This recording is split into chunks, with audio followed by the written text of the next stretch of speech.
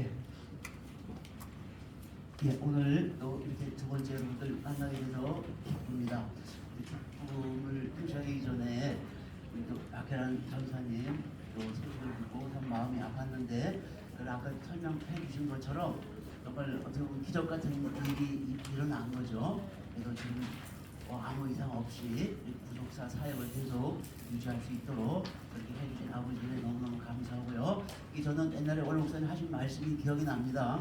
이 땅에서 할 일이 남아있는 사람은 절대 아버지께서 데려가지 않으신다는 그 말씀이 기억나고요. 지금 뭐 여러분 잘 아시는 것처럼 우리 교회에 할 일이 너무너무 많죠. 지금 그 이탈파 예, 이탈파 그쪽에서 이게 교회가 분리되고만 하는 바람에 사실은 우리가 지금 뭐 이 구속사 말씀을 증거하기 위해서 지금 막 동분서주하고 막 이래된 판국에 지금 교회 지키느라고 모든 정력 에너지를 다 거기 쓰고 있는데, 하여튼 한 사람 한 사람이 귀한 이 시기에 우리 박혜란 전사님 같이 또 정말 능력 있고 이 구속사 전파의 큰 기둥 같은 우리 전사님이 이렇게 아프셔서 이렇게 돼서 참 우리에게 너무너무 큰 아픔 슬픔이었는데, 이렇게 또 뭐 큰 문제가 없다고 그렇게 하니까 너무너무 감사드리고, 앞으로 제가 한 달 동안 뭐 경건에 이렇게 하기로 했습니다. 그래서 한 달 동안 좀 푹 쉬시면서 다시 건강을 이전보다도 더 건강을 회복해서 정말 이 구속사 전파에 정말 앞장 선두에 쓰셔가지고 정말 이 구속사 말씀이 정말 전 세계에 전파되는데 아주 주요 역할을 할 수 있도록 여러분들의 많은 기도를 부탁을 드리겠습니다. 예, 그리고 저는 이제 오늘 지난 시간에 못했던 걸 마무리를 짓고, 그래서 다음 주부터 뭐를 할까 지금 고민을 해봤는데, 이 구속사 말씀은 뭐 우리 박혜란 전사님 좀 훨씬 더 잘 가르치시니까 제가 거기에 대해서 더 이상 뭐 제가 드릴 말씀 별로 없을 것 같고, 그래서 이 구조도 그렇지만은 조금 여러분들이 성경을 이해하는데 좀 도움이 될 수 있는 그런 기초 지식을 한번 준비해볼까 생각 중입니다. 그래서 대충 제 머릿속에 들어있는 생각은 우리 이스라엘의 문화, 이스라엘의 자연 환경과 그 자연 환경에 맞춰 이스라엘 사람들이 어떻게 살았는지, 왜냐하면 그것들이 곧 성경에 그대로 다 반영이 돼 있거든요. 그래서 우리가 문화를 모르면은 성경을 읽어도 잘 이해가 안 되고, 또 성경을 읽어도 완전히 한국식으로 성경을 해석을 하는 거예요. 그래서 그런 기회를 한번 좀 마련해 볼까 생각 중입니다. 아마 그런 거를 들을 깨달은 여러분들 이렇게 많지는 않으셨을 겁니다. 그래서 한번 그쪽으로 좀 제가 공부한 거를 좀 전해드려서 조금 여러분 그 성경 이 기초 지식들을 이렇게 좀 다지는데 좀 도움이 됐으면 하는 바람으로 한번 앞으로 4월 한 달 동안 그렇게 준비를 한번 해보도록 하겠습니다. 자, 그래서 우리 이제 지난 시간에 못했던 거 이제 마무리 짓기 전에 먼저 성경 한 구절만 읽고 시작을 하겠습니다. 로마서 10장 1절에 3절 보면은, 형제들아 내 마음에 원하는 바와 하나님께 구하는 바는 이스라엘을 위함이니 곧 저희로 구원을 얻게 함이라. 내가 증거하노니 저희가 하나님께 열심히 있으나 지식을 갖춘 것이 아니라 하나님의 의를 모르고 자기 의를 세우려고 힘써 하나님의 의를 복종치 아니하였느니라. 요 말씀은 뭐냐면은 바울이 이스라엘을 평가하는 거예요. 예수님 다베드 도산에서 예수님을 만나서 그 예수님의 복음을 깨닫고 나서 그 눈으로 그동안 자기가 바리새인들이 해왔던 모든 것들을 보고 돌이켜 보니까 어떤 장점과 단점이 있었냐면은 열심은 있었다는 거예요. 하나님에 대한 열심은 있었는데, 그러나 열심은 있었지만은 뭐예요? 그 지식이 잘못된 것이라는 거죠. 그래서 요거를 한 장 더 넘겨주시겠어요? 방송실 한 장 넘겨주시겠어요? 그래서 이거는 요 개혁 개정을 보면 조금 더 설명이 조금 잘 돼 있어요. 우리가 좀 쉽게 이해할 수 있도록 좀 바꿔놨습니다. 그래서 어떻게 돼 있냐면은 열심히 있으나 여기 가로해놓고 올바른 지식을 따른 것이 아니니라. 이 이스라엘 백성들이 하나님에 대한 열심이 있었지만은 그 열심을 뭐예요? 올바른 지식이 아니라 뭐예요? 잘못된 지식을 가지고 하나님을 섬겼기 때문에 그 결과가 좋지 않았다는 것을 얘기를 하는 거죠. 그리고 여기 마침표 찍고 원문에는 이게 세미콜론으로 되어 있어요. 그러니까 이 앞부분을 3절이 자세하게 설명을 해주는 겁니다. 그러니까 올바른 지식이 어떤 것이냐 하면은 바로 하나님의 의를 아는 게 올바른 지식인 거예요. 근데 이스라엘 백성들, 특히 이스라엘 백성들을 대표하는 바리새인들이 그것을 모르고 자기의 의를 세우려고 했던 거예요. 그러다 보니까 어떻게 됩니까? 하나님 의를 따를 수가 없게 된 거죠. 그렇게 함으로 해서 이스라엘의 그 신앙생활이 어떻게 된 겁니까? 엉망진창이 돼버린 거죠. 그래서 이거를 단순히 바울이 이스라엘에 대한 평가로만 볼 것이 아니라 어떻게 보면 우리에게도 똑같이 적용될 수가 있는 거죠. 우리가 여기 계신 분들이 다 하나님에 대한 열심은 있지만은 그 열심이 잘못된 지식에 기초를 한 거면 어떻게 되는 겁니까? 이스라엘 백성들이 했던 것과 똑같은 것을 반복할 수가 있다는 거죠. 그래서 그러니까 우리가 이 올바른 지식, 다시 말씀드리면은 하나님의 의에 대한 올바른 지식을 우리가 쌓아 나가야 될 필요가 있는 거죠. 이 올바른 의라는 걸 하나님의 의, 이걸 다시 말씀드리면 뭐라고 우리가 얘기할 수 있습니까? 바로 성경이 난 게 아버지의 마음인 거죠. 그죠? 그 마음을 알게 되면, 우리가 아버지의 마음을 알게 되면 어떻게 됩니까? 그 마음을 우리가 실천을 할 수가 있는 거 아니겠습니까? 그죠? 바로 그 얘기를 여기서 지금 하고 있는 겁니다. 이걸 가만히 보면은 우리가 무슨 생각이 납니까? 이탈파 생각이 나는 거죠. 저는 뭐 작년 9월 달에 와가지고 사실은 여기 계신 분이 밖에 나가서 저 이탈파입니다 그러면 좀 그런 줄 알 거예요. 예, 얼굴들을 잘 모르기 때문에. 이탈파 측 사람이 저보고 와서 저는 여기 그 당회를 지지하는 당회파입니다 이렇게 얘기하면 저는 그런 줄 알 거예요. 얼굴들을 모르기 때문에. 그렇지만은 제가 얼굴들은 모르지만은 제가 듣기로는 그분들이 참 열심히 하셨던 분들이라는 얘기는 제가 들었습니다. 열심히 하긴 했지만은 뭐예요? 그 열심히 잘못된 대상에 대한 열심이 되면 어떻게 되는 겁니까? 아무 소용이 없죠. 소용이 없을 뿐만 아니라 또 뭐가 되는 겁니까? 오히려 하나님만 못한 좀 어둠의 구덩이로 떨어지는 그런 역할밖에 할 수가 없는 거죠. 그래서 그런 측면에서 우리가 참 열심을 내는 것도 좋지만 열심히 뭐하고 같이 조합이 돼야 됩니까?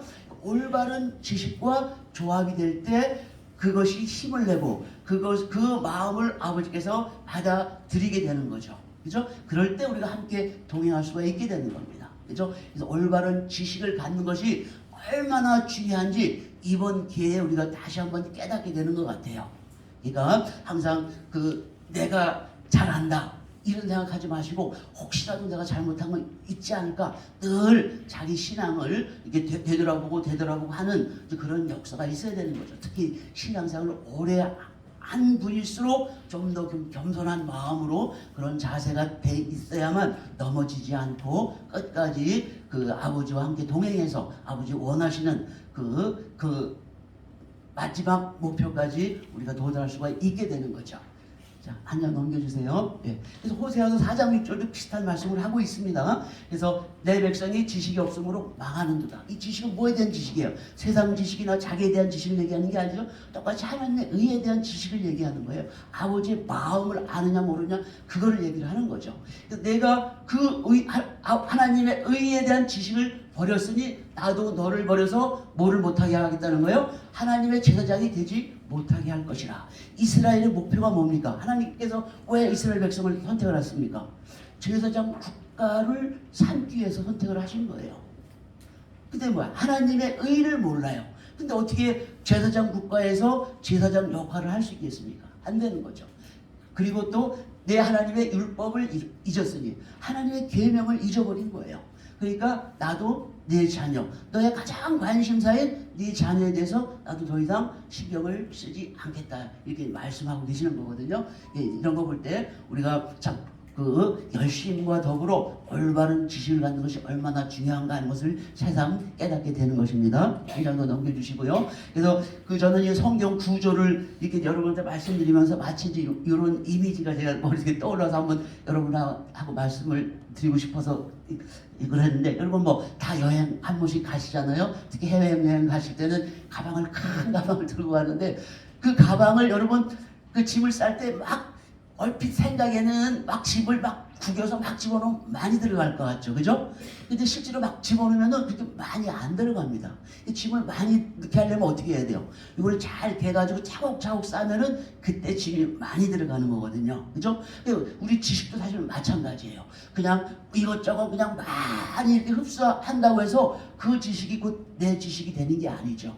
그 지식을 어떻게 해야 됩니까? 그 틀에 맞춰서 차곡차곡 쌓아 나갈 때 그 지식이 정말 산 지식이 되고 또 그 지식이 차곡차곡 돼서 정말 높은 그런 탑을 쌓을 수가 있는 거죠. 그렇죠? 그러니까 이렇게 하면 좋은 게 뭡니까? 일단 많은 지식을 쌓아 나갈 수가 있어요.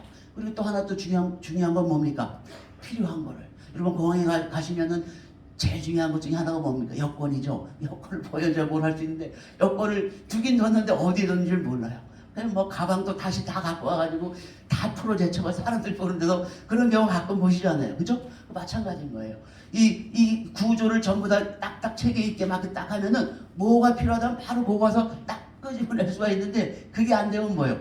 가방을 다 뒤집어 엎어야 되는 거예요. 그죠? 그러니까 이게 성경 구조, 66권의 구조를 알게 되면은 그만큼 여러분들이 많은 성경 공부를 하실 때 그 지식을 차곡차곡 쌓아서 나갈 뿐만 아니라 또 필요한 부분에서 필요한 지식들을 바로바로 꺼냈을 수가 있게 되는 거죠. 그죠? 그래서 이 성경 구조 공부 그동안 좀 우리가 좀 약간은 좀 그 소홀히 했지만은 이번 기회에 뭐 우리가 많은 노력을 들여가지고 이거를 흡수해야 되는 건 아니거든요. 그죠? 여러분이 조금만 노력하면은 이 성경 66권에 대한 그 이해를 하실 수가 있는 거예요. 자, 한 장 더 넘겨주시겠습니까? 그래서 어떤 식으로 돼야 되냐면은 그래서 천국의 제자된 서기관마다 마치 새 것과 옛 것을 그 곳간에서 내오는 집주인과 같으니라.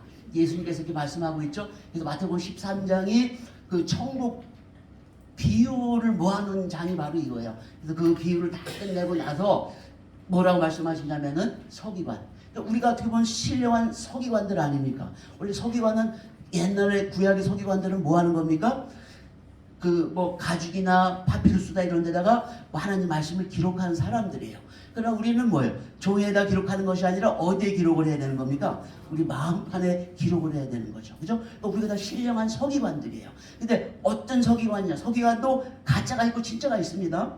어떤 서기관이냐면은 천국의 제자된, 천국 제자된 서기관이라는 거예요. 다시 말씀드리면은 천국에 들어갈 수 있는 자격이 있는 그런 서기관이라는 거예요. 즉 다시 얘기하면 올바른 지식, 아까 읽었던 것처럼 그러니까 올바른 서기관이라면 어떻게 해야 된다는 거예요? 새 것과 옛 것을 그러니까 하나님의 곳간, 아까 그 가방 속에서 마음대로 이렇게 갖고 나오는 집주인과 같이 돼야 된다는 거예요. 우리가 하나님 자녀 아닙니까? 그죠? 하나님 것은 곧 우리 것이죠. 그죠? 우리가 천국의 제자, 그 자격이 된다면은. 그죠? 그래서 우리가 그 구약과 신약의 그 지식들을 마음대로 이렇게 꺼집어내서 쓸 수 있는 우리가 돼야 되는 거예요. 그죠? 제가 지난 시간에도 말씀드렸지만 우리 각자는 뭐예요? 다 신학자라는 거예요. 물론 해당적으로 뭐 학위를 따야 뭐 신학자라는 소리를 들을지는 모르지만은 그러나 실질적으로는 뭐예요? 여기 계시는 한 분 한 분이 각자 자기 신학을 쌓아 나가는 겁니다. 자기 신학의 전문가, 자기 신학의 책임자가 여러분들이 되시는 거예요. 그래서 그 신학에 따라 여러분들이 행동을 하시고 그 행동에 따라서 또 뭐예요? 아버지 앞에서 잘했다 못했다 칭찬받고 또 거기에 따라 벌도 받고 이렇게 하는 거죠. 그죠? 그러니까 여러분 한 분 한 분이 그 성경 구조를 잘 쌓아나 이해하시고 거기서 잘 차곡차곡 잘 가셔가지고 그 천국 제자된 서기관의 역할을 다 하시기를 주님의 이름으로 축원을 드리겠습니다. 예. 자, 한 장 넘겨주세요. 예. 그래서 그 지난 시간에 했던 거다. 이제 잠깐 다시 이제 복습을 해보면은 저 이 크게는 구조가 구약 구조와 신약 구조가 있는데 이 보면은 원래 이스라엘 그 타락 구조는 그 쓰여진 시간 순서대로 됐던 거라고 그랬습니다. TNK. 그러나 우리 이 개신교 기독교 지도자들은 그렇게 하지를 않고 어떻게 한 겁니까? 이 시나리오에 맞춰서 구속사 그 스토리에 맞춰서 다시 말씀드리면은 구속사의 주인공인 예수님의 초점을 맞춰가지고 구약과 신약을 다시 배치를 한 겁니다. 그래서 모세오경, 역사서, 시가서, 선지서 그것이 바로 말씀 선포, 역사 속의 확산, 개인 영적 삶, 계시. 그렇게 해서 구약의 꽃은 어디입니까? 초림하는 예수님이죠. 그다음에 신약은 뭐예요? 사복음서, 역사서, 서신서, 요한계시록. 그래서 재림하는 예수님이 초점을 맞춰가지고 이런 구조로 돼 있다는 걸 우리 지난 시간에 배웠고요. 예, 한 장 또 예, 여기도 뭐 다 아시니까 넘겨주시고요. 요것도 간단하게 다시 한번 정리해 보면은 제일 먼저 쓰여진 건 바울 서신이라고 그랬어요.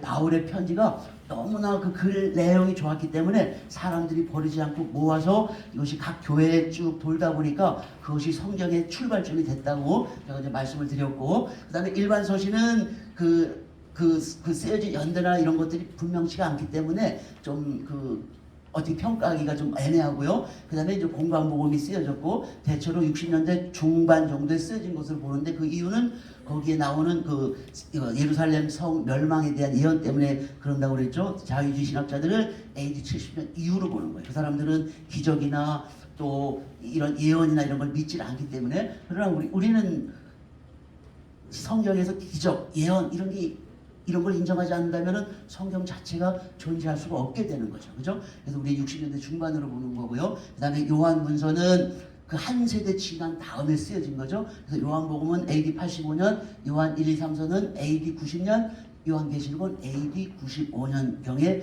쓰여진 거죠. 자, 그래서 가장 먼저 쓰여진 게 이제 바울 서신인데, 요거는 이제 우리 배웠고요. 그래서 중요한 것은 지금 돼 있는 거는 두께에 따라 돼 있던 거죠. 그래서 이 편지가 이렇게 모여져서 성경으로 캐노나이제이션, 정경화되는 그때는 이것이 언제 어디서 어떻게 쓰여졌는지를 알 수가 없었던 거예요. 그러니까 분류를 하긴 해야 되는데 특별한 그 분류 방법을 찾지 못했던 거죠. 그래서 두께에 따라서 순서를 한 거예요. 그래서 제일 두꺼운 것이 로마서, 두 번째로 두꺼운 것이 고린도전서, 그 순서라고 맨 끝에 있는 것이 빌레몬서가 돼서 그 순서대로 한 거고요. 자, 그렇게 해서 더 넘겨주시고요. 예, 더 넘겨주시고, 예, 한 장 또 넘겨주시고, 예, 이거 제가 말씀을 드렸어요. 그죠? 갈라디아서는 바울이 초기 때 쓰여진 거기 때문에 이제 굉장히 사도권에 대한 도전이 심했고, 그래서 그거 방어하는 것과 갈라디아인들의 그 배신이라고 할까요? 사도 바울이 가르친 그 복음에 대해서 따르지 않기 때문에 바울이 굉장히 흥분한 모습을 읽을 수 있는 게 이 갈라디아서였고, 그 다음에 로마서는 뭐예요? 3차 전도여행 끝난 다음에 전부 다 이제 하고, 이제 앞으로 어딜 가서 또 새로운 곳을 개척할까? 스페인으로 가야 되겠다. 이렇게 결심을 하고 로마를 통해서 가야 되기 때문에 그 로마 교인들을 만날 생각을 하면서 쓴 것이 바로 로마서예요. 그 다음에 그 로마서는 뭐예요? 차분하고 그 바울이 그동안 자기가 생각했던 이 복음에 대한 내용들을 하나하나 쫙 정리가 된 거예요. 굉장히 신학적인 내용이면서 또 굉장히 두껍기도 한 거죠. 바로 그런 차이가 있는 거예요. 그러니까 우리가 이런 것들을 모르고 로마서, 갈라디아서를 읽게 되면은 그 맛을 100% 우리가 알지 못하고 있는 겁니다. 그죠? 그래서 여러분들은 지금 기존에 있는 성경의 순서대로 읽을 것이 아니라 어떻게 이걸 바꿔야 되냐면은 쓰여진 순서에 따라서 그걸 다시 한번 바꾸셔야 되는 거예요. 자, 그래서 그 내용이 어디 있냐면은 한 장 넘겨주시고 바로 여기 있습니다. 사도 바울의 연대기. 여러분 여기 처음 보시면은 좀 복잡하시죠? 구조가 좀 복잡한데, 여기서 중요한 거는 이 연대는 그렇게 신경을 안 쓰셔도 됩니다. 여기 몇 가지 중요한 연대가 있긴 있는데, 연대는 학자들마다 조금씩 다르기 때문에 대충 추정치가 한 거예요. 그러니까 연대는 별로 중요하지 않은데, 그러나 이 사건의 순서는 굉장히 중요하죠. 그래서 저는 여러분에게 세 가지 점에 초점을 맞춰가지고 좀 이거를 연대를 좀 공부하셨으면 하는 생각이에요. 그러니까 이 연대 공부를 뭐 따로 하기보다도 여러분 사도행전을 읽으실 때 이 도표를 옆에 놓고 이 부분은 어디에 해당되는구나 이렇게 하시고, 또 읽고 이 부분은 어디에, 이렇게 확인해 나가시는 거. 이렇게 두세 번만 확인해 보시면은 바울 전도여행 다닌 그런 그림들이 머릿속에 그려집니다. 그렇게 해야 그 내용들이 좀 의미 있게 들어오지, 그냥 쭉 읽기만 하면은 굉장히 헷갈립니다. 우리 신학생들 제가 가르쳐봐도 처음 이 바울 서신 공부할 때는 아주 집중을 해서 이렇게 하니까 처음에 기억들을 잘해요. 근데 이제 그것이 조금 시간이 지나면 다 잊어버립니다. 그러니까 그러니까 이걸 한 번에 다 마스터하기는 쉽지는 않지만은, 그러나 여기 중요한 사건 위주로만 여러분 머리에 이렇게 갖고 계시면은 그렇게 헷갈리지 않으실 거예요. 근데 우리가 이걸 알아야 되는 이유는 뭐냐면은 바로 바울 서신 13권을 읽을 때, 왜요?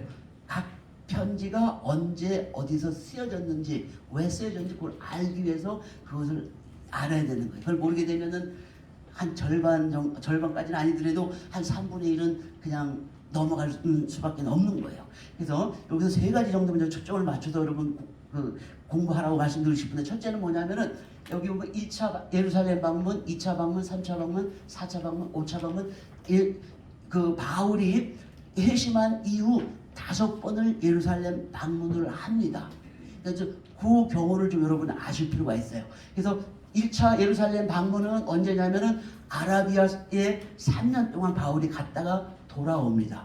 돌아와서 예루살렘을 방문하는데 아무도 바울을 만나주려고 하질 않아요. 왜? 바울이 교회를 핍박한 걸 너무너무 잘 알거든요. 스데반 집사도 바울 때문에 죽은 거 아닙니까? 아무도 안 만나려고 그래요. 근데 그걸 만나는 다리 역할을 해준 사람이 있죠. 그 사람이 누굽니까?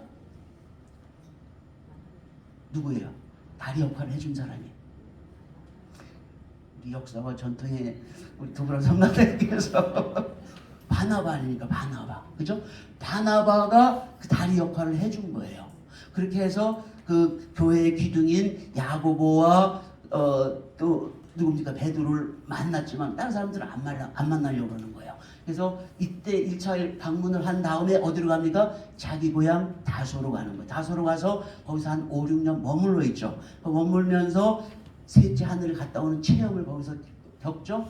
이때 바나바가 다시 다소로 방문을 합니다. 거기 와가지고 어떻게 하는 거예요? 바울을 불러서 안디옥에서 같이 동역을 하는 겁니다. 바울이 대단한 사람, 바울이 대단한 사람이 아니라 바나바가 대단한 사람이에요. 그러니까 바나바 없는 바울은 생각할 수가 없습니다. 그죠? 바나바가 전부 다 그 사도들 만나게 해줬고, 또 뭐예요? 일할 자리를 마련해 준 거예요. 아무리 능력이 있고 똑똑해도 뭐예요? 일할 자리가 없으면, 능력을 발휘할 기회가 없으면 소용이 없잖아요. 그죠? 바나바 없는 바울은 생각할 수가 없어요. 그죠? 우리도 좀 바나바에 대해서 좀 다시 한번 좀 생각을 해보셔야 돼요. 그죠? 바나바에 대해서 잘 모르지만은, 그러나 이번 기회에 한번 좀 바나바에 대해서 좀 신경을 써보시는데, 하여튼 그렇게 해서 그 동역을 하면서 그 2차 방문 때는 뭡니까? 그 예루살렘에 기근이 드는 거예요. 그래서 그걸 돕기 위해서 안디옥에서 그 돈을 모아가지고 그 부주금을 갖다 전달하는 게 이제 2차 방문이죠. 그리고 나서 1차 전도여행을 출발합니다. 바나바와 둘이서. 그래서 먼저 바나바의 고향인 구브로로 가고, 또 바울의 고향인 그 다소 그쪽 넘어 그 소아시아 지역을 가고. 왜냐면 제일 그래도 생판 모르는 거 가는 것보다는 그래도 어느 정도 아는 지역에 가는 게 좋으니까. 그래서 전도여행을 갔는데 대성공을 거둔 겁니다. 딱 한 가지 흠이 있었다면 뭐가 흠입니까? 마가가 중간에 떠나버렸어요. 그게 흠이었죠. 그렇게 해서 성공을 했는데 문제가 생겼습니다. 무슨 문제가 생겼어요? 가는 곳마다 교회를 세우긴 세웠는데, 거기에 또 각 교회 지역마다 뭐가 있습니까? 유대인들이 있는 거예요. 그 유대인들이 어떻게 합니까? 난리를 치는 거예요. 처음에 바울이 오니까 뭐 새로운 말씀을 증거하고 그러니까 처음에 호신 갖고 들었어요. 근데 자세히 들어보니까 뭐예요? 성전이나 뭐 율법 이런 거에 대해서 예수님 얘기를 하고 그러는 거예요. 우리가 알고 있는 그게 아니라 그것을 오히려 유대교를 회파하는 이런 사람이다 이렇게 생각하니까 어떻게 되는 거예요? 바울을 다 쫓아내고 막 이렇게 했지 않습니까? 그죠? 그게 어디까지 들어오는 거예요? 예루살렘 교회까지 들어오는 거예요. 그러니까 이 아시아 이 교회가 있는 모든 지역이 전부 다 막 시끌벅적하게 되는 거예요. 그래서 예루살렘 공회를 AD 49년에 엽니다. 거기에 이제 모든 그 지도자들이 참석을 해서 결정을 하는 거죠. 그래서 이방인들은 율법을 지킬 필요가 없다. 그리고 바울은 뭐예요? 이방의 사도다. 이렇게 인정을 하는 거예요. 그렇게 인정을 하는데, 그래서 그렇게 해서 그 내용을 편지를 써가지고 각 교회에 전부 다 보냈습니다. 물론 갈라디아 교회도 보낸 거예요. 근데 갈라디아 교인들은 뭐예요? 그 편지를 읽었음에도 불구하고 바울의 가르침대로 다시 돌아오지 않고 뭐예요? 그 거짓 형제들, 거짓 선생들이 가르친 그대로 지키는 거예요. 할례도 지키고 월삭도 지키고 뭐 이런 식으로 하는 거예요. 거기에 대해서 바울이 분노해가지고 쓴 편지가 바로 갈라디아서예요. 그래서 갈라디아서가 제일 처음에 쓴 거죠. 그래서 AD 49년 그 예루살렘 공의회 바로 다음에 쓴 것이 갈라디아서를 쓴 거죠. 그리고 나서 그 2차 전도여행을 또 가죠. 왜? 1차 전도여행이 너무 성공적이었기 때문에 바나바와 바울이 다시 생각을 다시 마음을 합해서 다시 출발하자고 그럽니다. 근데 이번에 문제가 생겼어요. 누구 때문에? 마가 때문에 문제가 생긴 거예요. 바나바는 데려가자. 바울은 안 된다. 그래가지고 성경을 보면 심히 싸웠다고 그랬어, 둘이. 그래가지고 길을 서로 나누어서 출발을 합니다. 바나바는 구브로로 갔고 바울은 갈라디아로 해가지고 소아시아 지역으로 가려고 했다가 성령의 부르심으로 유럽으로 건너갔게 된 거죠. 그래서 그 이후로 바나바의 기록은 없습니다. 우리가 찾아볼 수가 없어요. 그러나 여러분 잘 아시는 것처럼 바울의 그 기록은 2차 전도여행, 3차 전도여행 하면서 승승장구 정말 많은, 사실 사람의 힘으로 하기 힘들 정도의 엄청난 업적을 이룬 게 2차, 3차 전도여행이죠. 그래서 2차 전도여행 때 데살로니가 전서 후서를 작성을 했죠. 그래서 어디서 작성을 한 거냐면 고린도 교회에서 작성을 했습니다. 그래서 주 내용은 뭐냐면은 예수님의 재림에 관한 거예요. 예수님의 재림. 데살로니가 교인들이 바울의 복음을 듣고 굉장히 기뻐하고 즐거워했는데 보니까 막 주변에 사람들이 죽어나가는 거예요. 어떻게 됩니까? 걱정돼요. 이분들은 예수님 그 재림한다고 그랬는데 금방 재림할 걸 기다리고 어떤 사람은 일도 안 할 정도로다가 막 이런 상태인데 막 죽어나가는 거예요. 그러면 이거 어떻게 되냐 이거죠. 재림에 대한 궁금증, 의문들이 많이 생기는 거예요. 거기에 대한 설명을 해준 것이 바로 데살로니가 전서 후서예요. 그러니까 여러분들이 재림에 대해서 알고 싶으면 어디로 가는 게 제일 빨라요? 데살로니가 전서 후서에 가는 게 제일 빠른 거죠. 거기에 가장 자세하게 설명이 돼 있는 거예요. 그렇죠? 그러니까 그런 정보를 알면은 우리가 데살로니가 전후서의 그 상황을 금방 파악을 할 수가 있는 거죠. 그리고 나서 2차 전도여행 끝나고 예루살렘을 다시 방문을 합니다. 그러니까 그 여행 결과를 보고를 하는 거죠. 그리고 다시 3차 전도여행을 가서 그 고린도 전후서는 어디서 쓰냐면은 에베소 3차 전도여행 초기에 쓰는 것이 바로 고린도 전후서예요. 그러니까 고린도 교회는 가장 바울을 괴롭힌 게 고린도 교회예요. 고린도의 특징이 뭐냐면 항구 도시예요. 굉장히 큰 항구죠. 굉장히 큰 항구예요. 그러니까 여러분 잘 아시는 것처럼 항구는 어떻습니까? 응? 그게 좋은 동네가 아니에요. 그죠? 그러니까 고린도 교회도 온갖 부류의 사람들이 다 모여 있는 거예요. 학식이 많은 사람, 학식이 없는 사람, 부유한 사람, 가난한 사람, 뭐 별의별 사람이 다 모여 있는 거예요. 그러다 보니까 뭐예요? 문제가 제일 많은 교회가 바로 고린도 교회예요. 바울을 가장 힘들게 했죠. 그러다 보니까 그 교회 문제를 해결하려다 보니까 그 편지가 두꺼워질 수밖에 없는 거예요. 그래서 고린도 전서, 후서, 거기서 초기에 쓴 거고, 그 다음에 로마서는 제가 아까 말씀드렸던 것처럼 이제 2차, 3차 전쟁 다 끝나고 마지막 이제 고린도에서 앞으로 어떻게 내가 목회를 할 것인가 생각하면서 쓴 것이 이 로마서가 되는 거죠. 그죠? 그리고 쓰고 나서 이제 예루살렘에 들렸다가 로마로 갈 계획을 세웠던 거죠. 그래서 이제 5차 예루살렘을 방문하는 거죠. 이때 방문할 때 바울이 세웠던 교회의 장로님들하고 또 각 교회들에게 미리 얘기를 해가지고 많은 그 기금을 모아서 가난한 예루살렘 교회에 전달하고자 했던 거예요.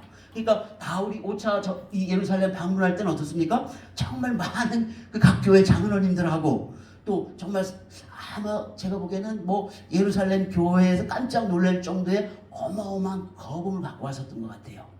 그래서 이때는 뭡니까? 이 예루살렘 교회에서 한국까지 예루살렘 바울을 맞이하러 나옵니다. 이때는 완전히 바울이 이제 뭐가 된 거예요? 그 사도권을 위협받는 그런 처지가 아니라 지금은 뭐예요? 누구나 다 사도에 대한 의무를 가진 사람 한 명도 없고 이제는 뭐예요? 정말 존경하고 정말 받들어주는 그러한 위치로 이제 완전히 바뀌게 된 거죠. 그러나 여기서 어떻게 됩니까? 잡히죠. 응? 잡혀가지고 이 가이사라에서 2년 동안 잡혀 있다가 거기서 이제 로마로 가서 가택연금을 당해서 2년 동안 있었고요. 그 가택연금 기간 2년 동안에 쓴 서신이 에베소서, 골로새서, 빌레몬서, 빌립보서예요. 그래서 이 네 가지를 뭐라고 부릅니까? 감옥 서신이라고 부르는 거예요. 감옥 서신. 감옥에서 쓴 편지다 해서 감옥 서신이라고 부릅니다. 그래서 그 에베소도 골로새도 빌레몬서는 그 에베소 지역에 있는 교회들이에요. 그리고 빌레몬은 여러분 잘 아시는 것처럼 그 오네시모라는 노예의 주인. 오네시모가 우리 동역자다. 그래서 오네시모를 그 노예 신분이지만 풀어달라 하는 간곡한 내용을 쓴 것이 바로 빌레몬서죠. 그리고 빌립보서는 뭡니까? 빌립보서는 그 빌립보 교회. 그래서 여기 보면은 바울이 유일하게 경제적으로 신세를 지는 교회가 딱 한 군데가 있어요. 그게 어디입니까? 빌립보 교회예요. 빌립보서를 보면은 그거에 대한 그 감사의 마음이 구구절절히 담겨 있어요. 빌립보서에 보면은. 그래서 그리고 또 빌립보서에 보면은 빌립보서가 마지막 감옥에서 풀려나기 직전에 쓰여진 것을 알 수 있는 거는 뭐냐면은 거기에 보면 곧 내가 자유복음이 돼서 너희를 만나러 갈 것이다 하는 그 내용이 담겨 있거든요. 그걸 놓고 볼 때 이 감옥 서신 중에 빌립보서가 가장 나중에 즉 그 가택연금에서 풀려나기 직전에 쓰여진 것을 알 수가 있고 에베소서 골로새서 빌레몬서는 언제 쓰여졌는지 우리가 알 수가 없어요. 그렇지만 하여튼 그 가택연금 당한 기간 동안에 쓰여졌다는 것만 우리가 알 수가 있고요. 그리고 석방이 됐죠. 석방이 돼서 그 디모데 전서와 디도서를 썼고 요거를 이제 뭐라고 부릅니까? 디모데 전서, 디도서를 뭐라고 부릅니까? 이거를 목회서신이라고 부르죠. 목회서신. 그러니까 디모데와 디도에게 어떻게 목회를 해야 되는지 개인적으로다가 그 목회에 대한 바울의 가르침을 쓴 거예요. 그래서 디모데 전서와 디도서를 석방이 된 다음에 썼고, 그래서 이 기간 동안에 바울이 뭘 했는지에 대해서는 기록이 없습니다. 어떤 학자들은 4차 전도여행을 떠났다, 스페인으로 갔다 이렇게 얘기하는 사람도 있고, 어떤 사람은 그러질 않고 바울이 세운 교회를 다시 한번 둘러보면서 교회를 더 견고하게 만들었다 뭐 이렇게 얘기하는데, 기록이 없기 때문에 우리가 쉽게 얘기할 수는 없는 부분이에요. 그러나 하여튼 이 목회 서신이 이때 쓰여진 건 맞고, 그 다음에 67년에 이제 갑자기 재투옥이 되는 거죠. 그 이유는 뭐냐면은 바로 AD 64년에 그 네로 황제에 의해서 로마에 큰 대화재가 나죠. 그래서 이 사건이 너무 크게 돼버리니까 이 네로가 그 누명을 누구한테 씌우는 거예요? 우리 기독교인들한테 씌우는 거예요. 그래서 그 로마 제국 전체적으로 많은 기독교인들이 이때 박해를 받았죠. 그 중에 바울과 베드로도 이때 그 순교를 당한 거죠. 근데 이때 쓰여진 것이 바로 디모데 후서예요. 재수감돼서. 그걸 우리가 어떻게 할 수 있는지 그 내용을 보면 알 수가 있는 거예요. 그 내용을 보면 이제 내가 달려갈 길을 마치고 마지막 그 전제의 부음이 이제 되는 것을 본인이 느낀 것을 이제 쓴 거기 때문에 그때 투옥됐을 때 쓴 것을 우리가 알 수가 있는 거죠. 그래서 제일 마지막에 쓴 것이 디모데 후서입니다. 내가 시간이 없어서 이렇게 자세히 설명 못 드리지만은 하여튼 큰 그림은 이거예요. 그래서 이 바울 서신 읽을 때 이 큰 그림을 여러분 머릿속에 좀 갖고 계시면 좋습니다. 그래서 그 나눠드린 그 도표를 그 사도행전을 읽으실 때는 옆에다 놓고 확인해가면서 이게 어떤 사건을 얘기하는구나, 어떤 사건을 얘기하는구나 이렇게 해가지고 그 바울 연대 전체의 흐름을 이해를 하시고, 그리고 여러분 실제로 로마서 읽고 뭐 고린도 전서를 읽고 할 때 그것이 이때 쓰여진 거구나, 그 배경을 이해하시면서 읽게 되면은 확실히 그 바울 서신 이해하는 것이 많은 도움이 될 것입니다. 벌써 시간이 많이 지났네요. 10시 15분. 제가 10시 10분까지 하게 되는 거죠. 예. 그리고 일반 서신에 대해서는 뭐 크게 제가 더 드릴 말씀이 없어요. 아까 처음에 말씀드렸던 것처럼 어차피 누가 썼는지 혹은 어디서 썼는지 언제 썼는지 누구에 썼는지 이런 것들이 명확하지 않고, 그리고 일반 서신 자체들이 각각 서로 연관이 되어 있지 않기 때문에 베드로 전후서 요한 1, 2, 3서를 빼면은 그렇게 되어 있기 때문에 어떤 객관적인 뭔가 잣대를 이렇게 드리기가 굉장히 어려운 거죠. 그래서 일반 서신은 뭐 그런 상황에서 접근해야 되니까 특별한 사전 지식이 없어도 쉽게 접근할 수가 있는 거고, 한 가지만 말씀드리면 히브리서, 이건 제사장 관점에서 쓰여졌다는 거예요. 제사장 관점에서 이 신약 성경에서 유일하게 제사장 관점에서 쓰여진 거죠. 그죠? 이게 굉장히 그 예수님을 제사장 관점에서 이해하는 데 도움이 많이 되는 아주 귀중한 책이죠. 근데 이제 이 히브리서는 굉장히 헬라어 자체가 어떻게 보면은 그 바울이 쓴 그 서신보다도 바울도 글을 잘 쓰는 사람이거든요. 그것보다도 더 뛰어난 헬라어 문법을 사용해서 쓴 것이 바로 이 히브리서예요. 그래서 그 처음에는 한 4, 50년 전에 이 신학 공부를 하신 분들은 전부 다 이 히브리서를 바울이 쓴 거로 알고 있어요.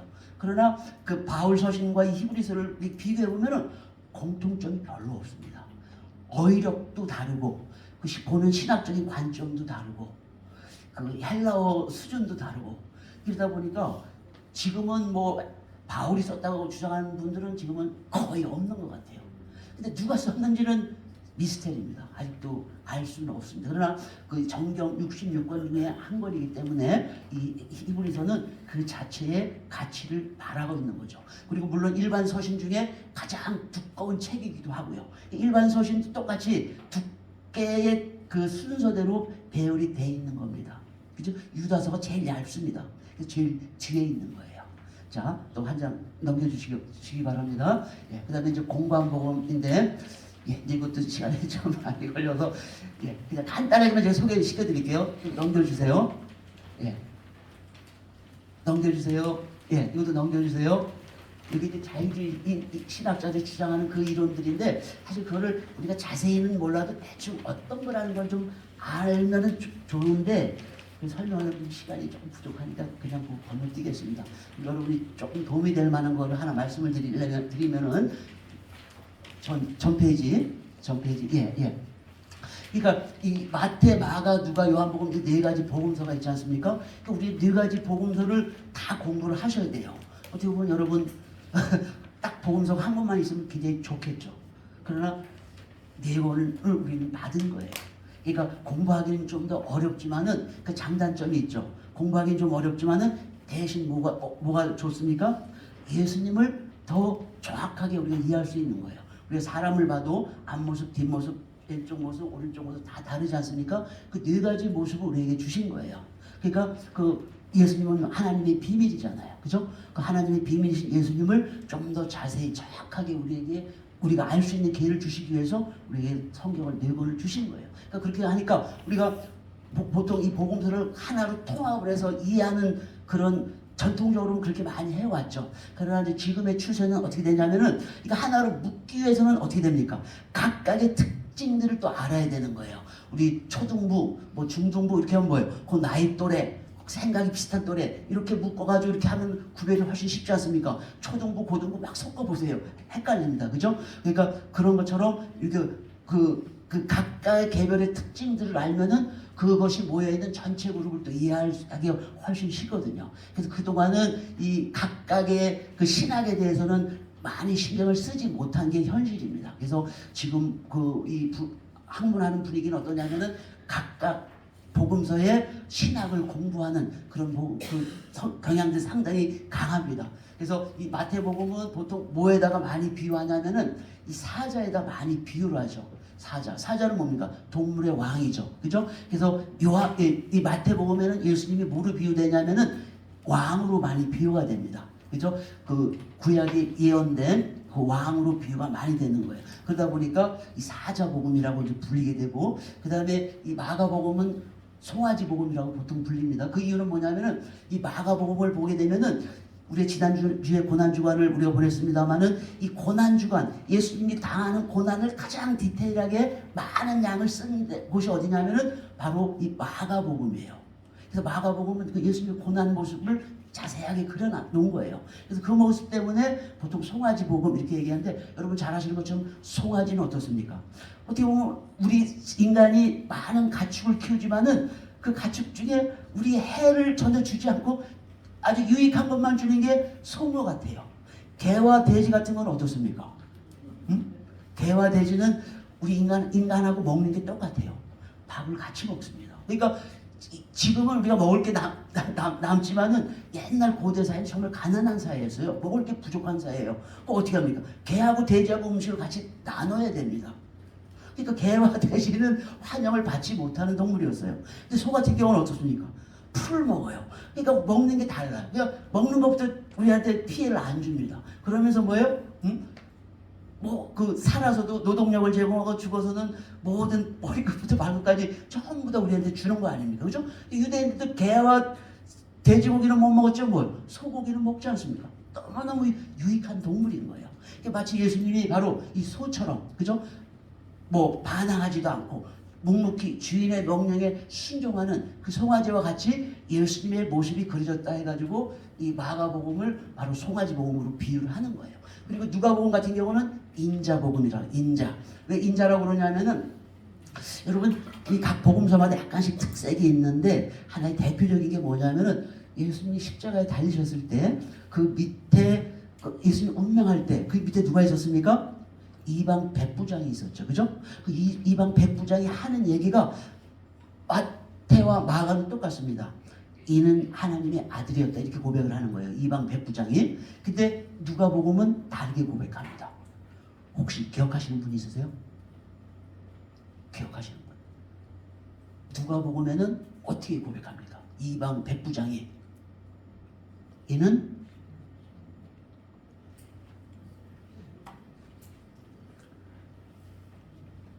시간이 없어서 제가 말씀드릴게요. 그러니까 여러분들이 그 성경을 자세하게 읽으셔야 돼요. 그러니까 여러분 그동안 성경 많이 읽으셨잖아요. 그죠? 그러니까 이제는 여러분들 수준에서는 많이 읽는 횟수가 중요한 게 아니에요. 정독하는 게 중요한 거예요. 한 글자 한 글자 그 깊이를 여러분들은 추구하셔야 되는 거예요. 새신자 같은 경우는 전체를 알기 위해서 많이 다독하는 게 중요하지만은 오래 신앙생활 하시는 분들은 다독이 중요한 게 아니라 정독하는 게 중요한 거예요. 뭐라고 얘기했냐면은 정령 의인이었도다 이렇게 얘기하고 있어요. 의인. 다르잖아요. 그죠? 그게 바로 누가가 예수님을 보는 눈을 반영을 하는 거예요. 의인이라는 게 뭡니까? 예수님을 인자, 사람으로 보는 거예요. 근데 사람은 사람인데 인성을 가진 사람. 그러니까 누가복음에 보면 예수님이 배도 고프고 시장하시고 피곤하시고 막 이렇게 표현이 되어 있는 거예요. 왜? 인자기 때문에. 그러나 뭐는 없어요? 죄는 없으신 예수님 이렇게 표현이 되어 있는 거예요. 그게 누가복음의 신학이에요. 그런 걸 우리가 알게 되면 누가복음 훨씬 잘 이해를 할 수가 있게 되는 거죠. 그리고 요한복음은 뭐예요? 독수리 복음이라고 얘기하죠. 이 독수리는 뭐예요? 독수리는 태양을 바라볼 수 있는 유일한 짐승이 바로 독수리랍니다. 보통 우리는 태양 보면 어떤 눈이 멀잖아요. 그죠? 근데 독수리 바라볼 수 있다는 거예요. 근데 태양은 뭘 상징합니까? 하나님, 말씀을 상징하는 거예요. 그래서 요한복음 1장에 뭐 태초에 말씀이 계신 말씀이 육신되어 오신 분이 바로 예수님이라는 거죠. 그죠? 바로 그렇게 나오는 거예요. 요한복음은. 그러다 보니까 독수리 복음이다 이렇게 얘기를 하는 거죠. 근데 물론 이거는 어떻게 보면 처음 각 복음서의 신학을 시작할 때 배우는 정도의 그런 생각이라고 보시면 돼요. 여러분이 더 깊이 공부하면 하실수록 이제 이런 것들이 뭐예요? 조금씩 이제 바뀌어지게 되는 거예요. 이건 이제 표면적인 주제고 그 이면으로 들어가면은 또 주제가 다시 바뀝니다. 여러분들 공부를 좀 많이 하시게 되면은 그 주제가 바뀌어가는 걸 느끼실 수가 있을 거예요. 자, 한 장 넘겨주시고요. 예, 이게 이제 요 생각은요. 그 초대 교회 때부터 갖고 있었던 생각이에요. 제 생각이 아니고 초대 교회 때부터 갖고 있었던 거예요. 그래서 여기 보면 됐습니다. 여기 계시록 4장에 보면은 첫째 생물은 사자 같고 둘째 생물은 송아지, 사람, 독수리 이렇게 해서 그 초대교회의 그 이 사복음서를 이런 모습으로 비유를 했습니다. 자, 넘겨주시고요. 또 마찬가지 넘겨주시고. 그다음에 이제 이 마태복음의 중요성. 마태복음은 바로 신약의 얼굴이라고 얘기할 수가 있는 거죠. 근데 이제 특히 여기서 중요한 것은 뭐냐면은 여기 세 번째 보면은 구약 예언의 성취임을 알려주는 구절이 20곳이 넘게 있어요. 다른 복음서는 몇 군데 없는데 여기 20개가 넘어요. 어떤 거냐면은 이는 주께서 선지자를 통하여 말씀하신 바 뭐뭐뭐뭐를 이루려 하심이라.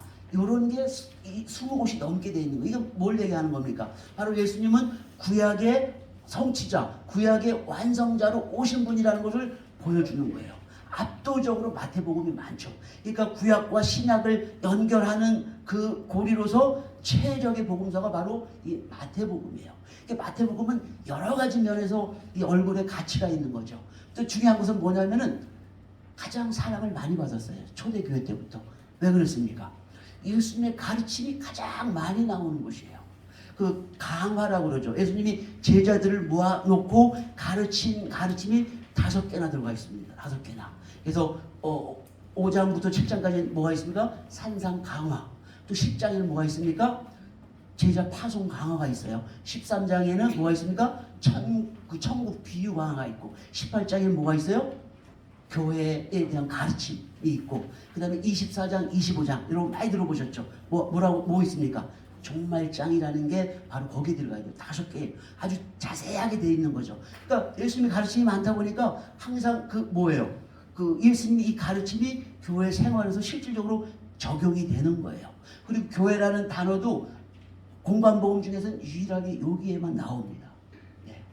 그래서 이 여러 가지 면에서 이 마태복음이 굉장히 사랑을 많이 받았다는 거. 예. 자, 그리고 좀 넘겨주시고요. 예, 이거 26분인데 몇 분까지 하면 될까요? 30분까지. 죄송합니다. 내가 딱 맞춰서 하려고 했는데 잘 안 되네요. 예. 그 다음에 이제 역사서. 사도행전이 유일하게 하나밖에 없죠. 예. 그래서 근데 여기서 한 가지 강조 드리고 싶은 거는, 여러분 신약 성경에서 가장 많은 분량의 글을 쓴 사람이 누구라고 생각하세요? 가장 많은 분량의 글을 쓴 사람. 예?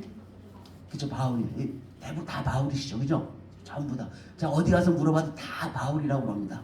그게 이제 우리가 갖고 있는 상식이죠. 바울이 13개의 편지를 썼으니까 바울. 그런데 그 분량으로 볼 때는요, 제일 많이 쓴 사람이 누가예요. 누가복음 썼고 사도행전 썼고 2가지. 그 양이 굉장히 깁니다. 그리고 보통 우리는 그냥 누가를 굉장히 피동적인 이런 사람으로 생각하는데 절대 그렇지 않습니다. 이 누가가 아주 그 중심이 딱 잡혀 있는 사람이에요. 한 가지 말씀 예를 들어보면은, 누가는 절대 바울을 사도라고 부른 적이 없어요. 여러분 성경 한번 확인해 보세요. 제가 거짓말하는지 참말을 하는지. 왜 그랬을까요? 누가는 바울 동역자 아닙니까? 그죠? 그 바울 전도에 같이 따라다니면서 이렇게 한 거예요. 근데 한 번도 바울을 사도라고 부른 적이 한 번도 없어요. 그리고 또 사도행전 맨 끝이 어디서 끝납니까? 로마에서 가택연금 당하는 걸로 끝이 나요. 웬만하면 어떻습니까? 누가가 바울하고 어떻게 다니고 해서 바울이 어떻게 죽었나 뭐 이렇게 바울의 끝에 초점을 맞추고 갖고 쓸 텐데 그렇게 쓰지는 않았어요. 그러니까 누가의 신학이 뭡니까? 중심이 딱 잡혀 있는 분이에요, 그분이. 근데 우리 그런 걸 잘 모르세요, 누가에 대해서. 그분이 만만하신 분이 아니라는 거 우리가 다시 한번 새로운 눈으로 한번 여러분 누가복음 읽으실 때 한번 다시 한번 이렇게 보십시오. 예. 자, 그리고 여러분 항상 읽으실 때 보통 우리는 복음서 떼놓고 사도행전 따로 떼어놓으니까 따로 나눠서 보지 않습니까? 그죠? 근데 우리는 읽으실 때 누가복음 읽고 바로 사도행전 읽고 이렇게 연속선상에서 읽는 것이 좋습니다. 왜냐하면 1편, 2편으로 계속 이어지는 거기 때문에. 그죠? 그런 마음으로 이제 읽으시면 좋겠고, 그 다음에 이제 요한계시록, 예. 그래서 요한 서신들이 있죠? 요한복음, 요한 1, 2, 3서, 요한계시록. 사실 요 3개가 다 특징이 있어요. 이게 이제 왜 그러냐면은 한 세대가 지난 다음에 이게 쓴 거거든요. 그래서 요한복음도 보면은 그 신학 자체가 하이 크리스탈러지 이렇게 얘기하죠. 그러니까 공관복음은 로우 크리스탈러지. 그러니까 그 기록론, 예수님에 대한 이해가 굉장히 피상적인 거죠. 모퉁이돌, 또 포도나무, 이런 단편적인 거로 많이 예수님을 비유하고 있잖아요. 그죠? 근데 요한복음에 보면 그렇게 하질 않죠. 태초에 말씀이 계시다. 바로 이렇게 나오잖아요. 그죠? 또 그것뿐만이 아니라 우리 어제 그저께 부활절도 맞이했지만은 또 예수님을 뭐로 봅니까? 어린 양으로 보잖아요. 그죠? 공관복음에는 어린 양이라는 단어 한마디도 나와 있지 않습니다. 제가 여러분한테 꼭 질문하고 싶은 것이 하나 있었는데, 이제 드보라 성가되니까 우리 성가 중에 어린 양이 나오는 성가곡이 얼마나 됩니까? 혹시 기억하시는 분 있으신가요? 혹시 제가 좀 참으로 기억하시는 분 있어요? 성가 중에 어린 양이 나오는 성가가 있잖아요. 그죠? 성가도 별로 없죠. 그죠? 근데 굉장히 우리 기독교 신학에서 중요하거든요. 그게 그 부분은 제가 나중에 기회가 있으면은 한번 말씀을 드릴 텐데 굉장히 중요한 부분이에요. 그걸 어떻게 이제 해석을 할 건가? 예, 예. 그러니까 지금 뭐 10시 반이 됐네요. 그래서 이 정도로 하시고, 그리고 제가 이제 또 앞으로 그 이번 4월 동안 계속 여기 나와서 이제 이렇게 경건에 제가 예배를 드리니까 혹시 그 중에라도 궁금하신 거 있으면 말씀을 드리고 주시고, 좀 여러분이 피동적으로 듣는 것보다는 이제 이런 공부는 말씀 공부라기보다도 그죠? 우리가 일반적인 그런 것들 체크하는 거니까 질문 있으시면 같이 질문하고 뭐하고 이렇게 했으면 좋겠습니다. 예, 여러분들 좀 적극적으로 좀 이렇게 참석을 이렇게 하셔가지고 같이 이렇게 투웨이 커뮤니케이션이 됐으면 좋을 것 같습니다. 예.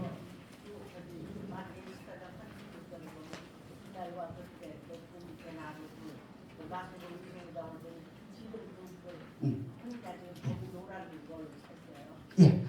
그걸 제가 강조를 하고 싶은 건데, 우리가 이제 계시록을 이해를 할 때 보통 계시록은 보통 이단들이 그걸 많이 활용하지 않습니까? 좀 신천지 같은 경우도 그렇고, 그러니까 그 계시록 읽을 때 상당히 조심을 좀 하셔야 되는 거죠. 그러니까 그 이단들이 주로 쓰는 게 뭐냐면은 지금 현대에 일어나는 그 사건들이 바로 계시록에 뭐다. 우리는 계시록을 다 아는 사람들이다. 하나님께서 우리에게 그걸 다 계시로 보여줬기 때문에 하나님이 우리 편에 속해 있다. 우리는 다 안다. 너 이제 궁금하면 우리한테 와서 배워라. 전부 다 이런 식으로 하잖아요. 그러니까 그거를 표면적으로 듣는 사람들이 뭐예요? 몰려 들어가가지고 다 그렇게 가지 않습니까? 그죠? 그러니까 그때 우리가 궁금하긴 하죠. 그죠? 마지막 때가, 심판 때가 언제인지 여기 궁금하지 않으신 분이 어디 있어요? 그죠? 그러나 그것은 우리의 한계를 벗어난 거라는 거죠. 마태복음 24장 나오는 말씀처럼 그날과 그때는 뭐예요? 아버지만 아시는 거예요. 그 아버지는 어떤 식으로 사역을 하시는 거예요? 우리 각각 개인에게 초점을 맞춰 사역하시는 게 아니라 인류 전체에 초점을 맞춰 사역하시는 거니까 그거를 보고 그날과 그때를 결정하는 거지. 그죠? 아버지 나를 초점을 맞춰서 그때를 빨리 당겨주시고 이렇게 되면 어떻게 되는 거예요? 구속사가 다 무너지는 거잖아요. 그죠? 우리가 궁금하긴 하지만은 그럴 필요는 없다는 거죠. 우리가 크게 봐야 되는 거죠. 그죠? 그래서 그때는 아버지께 전적으로 맡기고 단지 우리는 뭘 하라는 거예요? 기름을 준비하라는 거죠. 기름은 뭐예요? 성령을 상징하는 거 아닙니까? 그죠? 예. 우리가 늘 준비하는 마음이 돼 있어서 오늘 밤에 오시든 내일 오시든 한 달 뒤에 오시든 1년 뒤에 오시든 10년 뒤에 오시든 아니면 우리가 죽었다가 부활시키시러 오시든 우리는 상관이 없다는 거죠. 그죠? 왜? 우리는 부활에 대한 확신이 있고 변에 대한 확신이 있으니까 뭐 때가 중요한 게 아니죠. 우리한테는. 그죠? 자꾸 때에 대해서 관심을 갖게 되면 어떻게 돼요? 자꾸 이단으로 한 발 한 발 들어가게 되는 거예요. 그러니까 그런 위험을 감수하지 말라는 거죠. 그죠? 네, 우리 여유 있는 마음으로 이 말씀 공부에 집중을 하시면은 자연스럽게 그 문제는 해결이 되는 거예요. 제가 그 말씀을 드리고 싶었던 겁니다. 예. 예. 여기까지만 하겠습니다. 죄송합니다. 제가 이 시간 잘못 맞춰가지고. 예. 자, 질문 없으신 걸로 하고, 예. 우리 기도하고 마치도록 하겠습니다. 사랑의 아버지 하나님, 오늘도 아버지 말씀을 배울 귀한 시간, 장소 허락해 주심을 진심으로 감사함을 드리옵나이다. 성경 공부의 시작과 끝은 성경이 담긴 아버지의 마음을 아는 것이라고 저희들 배웠습니다. 아무리 성경을 많이 읽고 또 아무리 실천한다고 해도 그것이 아버지의 마음과 일치하지 않는 것이라면 아무 소용이 없다는 것도 저희들 깨달았습니다. 저희들 성경을 읽을 때마다 아버지의 마음을 헤아리고 또 이해하려고 노력하는 저희들 다 될 수 있도록 인도하여 주시옵소서.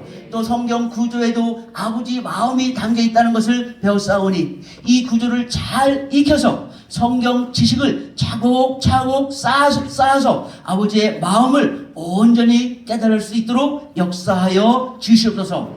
또 우리 구속사 사역에 귀하게 쓰임 받으시는 우리 박혜란 전도사님, 아버지께서 특별히 기억하여 주셔서 하루빨리 건강을 회복시켜 주시옵소서. 이 땅에서 정말 할 일이 남아있는 사람은 그 일이 끝날 때까지 이 땅에 남겨두신다고 말씀하셨사오니 박혜란 전사님 구속사 전파의 큰 기둥으로 그 사명을 다 마칠 수 있도록 역사하여 주시옵소서. 예수 그리스도 이름 높이 받들어 감사하며 기도드렸사옵나이다. 아멘.